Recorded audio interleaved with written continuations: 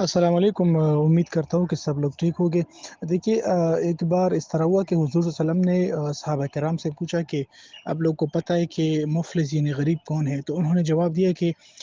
غریب وہ بندہ ہوتا ہے جس کے پاس مال پیسے دولت نہیں ہوتا۔ تو حضور صلی اللہ علیہ وسلم نے کہا نہیں، غریب وہ بندہ ہے جو قیامت کے دن آئے گا اور اس کے ساتھ بہت سارے نیکیاں ہوگی، لیکن اس نے لوگوں کے حق آئے ہوگے تو ان کی ساری نیکیاں لوگوں میں تقسیم کی جائے گی، کیونکہ اس نے لوگوں کے حق آئے ہوں گے اور پھر لوگوں کے گناہ اٹھا کے اس کے عمل نامے میں ڈال دی جائے گی۔ تو یہ لوگ جو ہے نا حق کھانے سے ان لوگ کا پیٹ بالکل نہیں بھر رہا ہے، یہ ان کی پیٹ صرف قبر کی مٹی ہی بھر دیں گے۔ یہ دیکھو کب سے یہ لوگوں کے حق مار رہے میرے پیچھے صرف 3 بندوں کی ٹیم تھی، اور جب یہ کمپنی بند ہو گئی تو خدا کی قسم میں نے اپنی جیب سے ان کو پیسے پے کیے، بہت مشکل سے میں نے پیسے جمع کیے اور ان کو پے کیے، کیونکہ میں نے سوچا کہ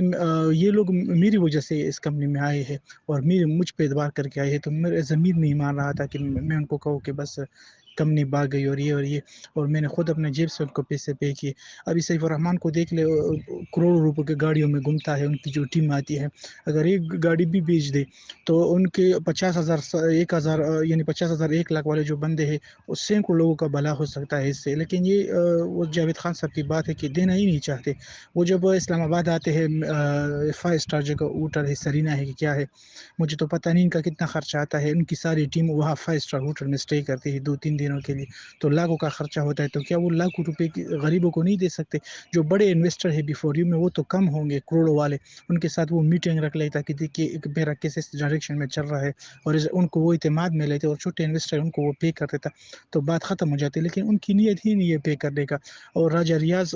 سب سے بڑا دھوکے باز اور فراڈی آدمی شاید یہی ہے، کیونکہ یہ اس طرح ہوتا ہے کہ پہلے انہوں نے کہا کہ کشور جو ہے یہ میں کھول رہا ہوں، اور سیف الرحمان کے ساتھ ان کا کوئی تعلق نہیں ہے، اور بار بار کہتے تھے، اور آج جب کمپنی لوٹ گئی تو آج پھر سارا معاملہ سیف الرحمان پہ ہی آ گیا کہ یہ سیف الرحمان کی ہی کمپنی تھی۔ اب ایک اور کمپنی آ رہی ہے، دیکھو ان کی ویڈیو شیئر کی کسی نے، اسمارٹ گروپ آف کمپنی ہے کہ کیا ہے، ابھی پھر سے یہ لوگوں کو کہے گا کہ آپ لوگ کو لوٹی ہوئی دولت ملے گی اور 30% جمع کرو۔ 30% کی بات کی ہے تو 30% جمع کرو، لوگ 30% جمع کریں گے، اور 3-4 مہینوں 5 مہینوں بعد یا 6 مہینوں بعد شاید کچھ لوگ پیسے بھی کما لے، اور وہ دڑا دڑ اسکرین شاٹ شیئر کرے گا لوگوں کے ساتھ گروپ میں، اور لوگوں کو موٹیویٹ کرے گا، اور لوگوں کو دھوکہ دینے کے لیے لوگ پھر دھوکہ کھا جائیں گے، اور پھر انویسٹمنٹ کریں گے، اور پھر کمپنی بھاگ جائے گی، اور پھر اس طرح ایک نیا سلسلہ شروع ہو جائے گا کہ یہ تو ایسا نہیں تھا اور ایسا ہو گیا اور ایسا ہو گیا۔ تو ان لوگوں کے پر کبھی بھی اعتبار نہیں کرنا ہے، یہ انتہائی گھٹیا لوگ ہیں۔ ان لوگوں کی دل میں بالکل وہ خوف خدا ہی نہیں ہے، ان لوگوں کو خدا کا خوف ہی نہیں ہے کہ کتنی مشکل سے لوگ آج کل 10,000 یا 1 لاکھ پیسے کتنی مشکل سے جمع ہوتی ہے۔ سارے غریب لوگ ہیں، کسی نے کھیت بیچی ہے، کسی نے پلاٹ بیچی ہے، کسی نے گاڑی بیچی، کسی نے گائے بیچی، اور یہ لوگ کھا لیتے ہیں۔ سیف الرحمان ایک پارٹی پر لاکھوں روپیہ خرچ کرتا ہے، برتھ ڈے پارٹی پر اور شادی اینیورسری پر اور یہ تو، اور